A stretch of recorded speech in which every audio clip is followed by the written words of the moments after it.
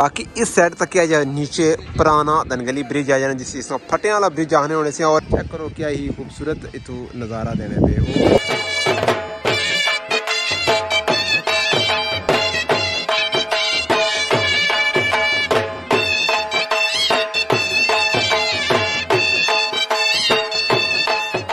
welcome जी welcome दनगली bridge आ गया फखरे बडारिया ना सारे पीछे कह रहा है पापा असगर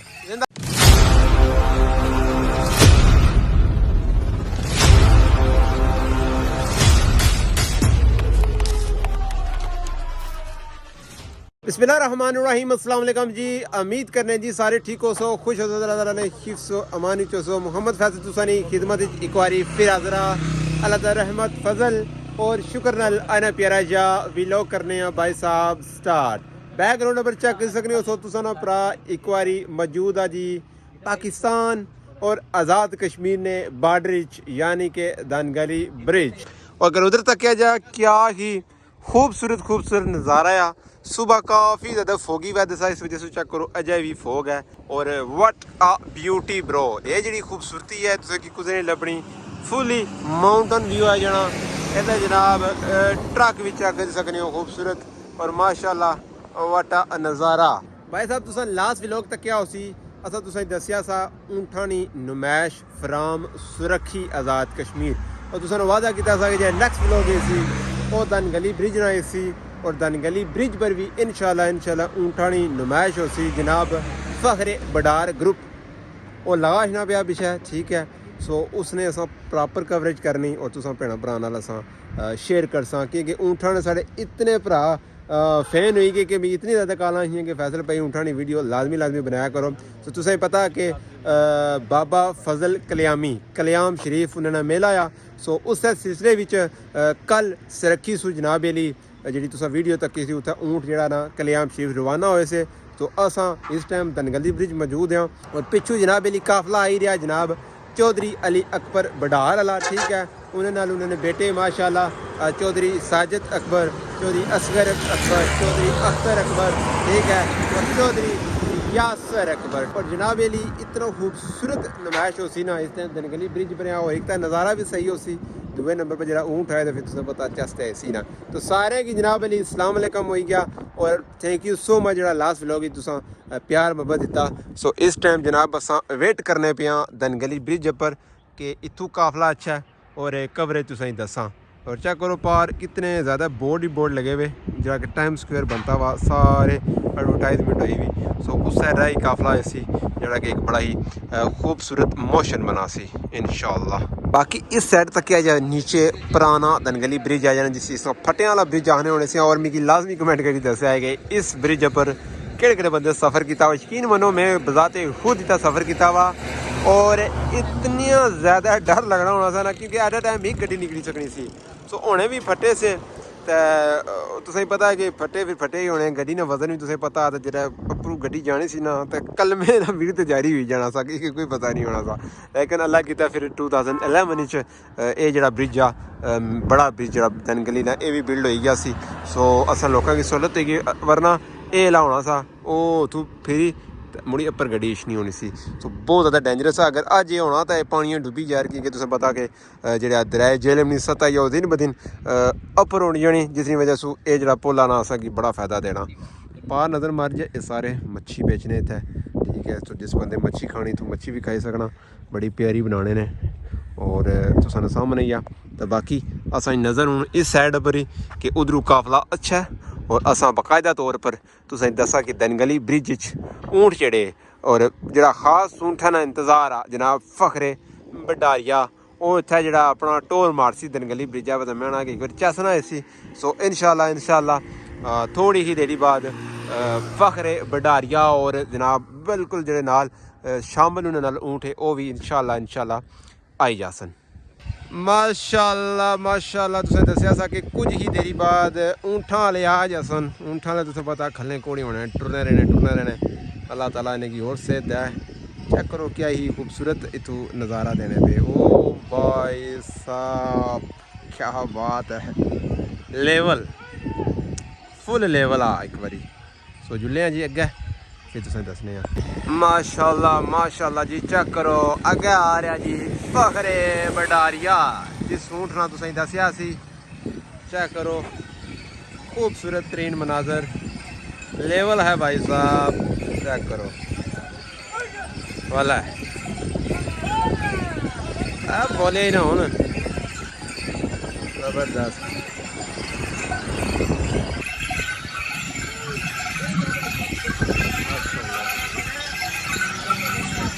वेलकम जी वेलकम दनगली ब्रिज आ गया फखरे बडारिया वाला जबरदस्त क्या बात है बेहतरीन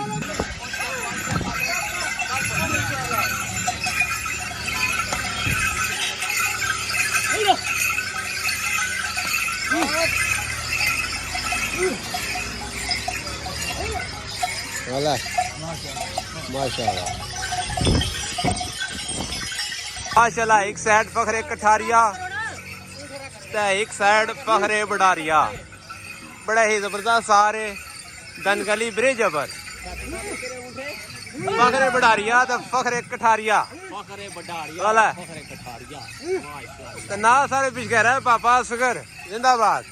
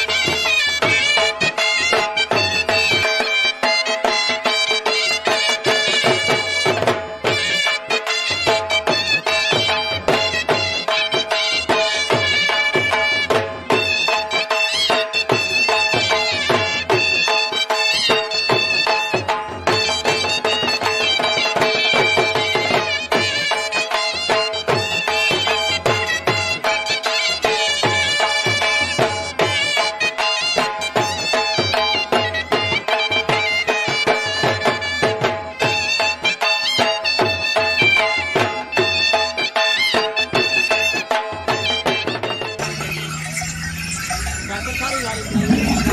जाओ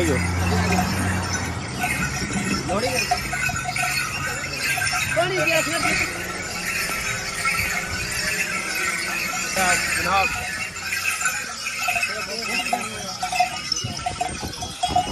माशाअल्लाह जी दनगली ब्रिज क्रॉस किया ने जी मसे कलर नहीं सर जमीन पर रोड खुल गया वाला तके जी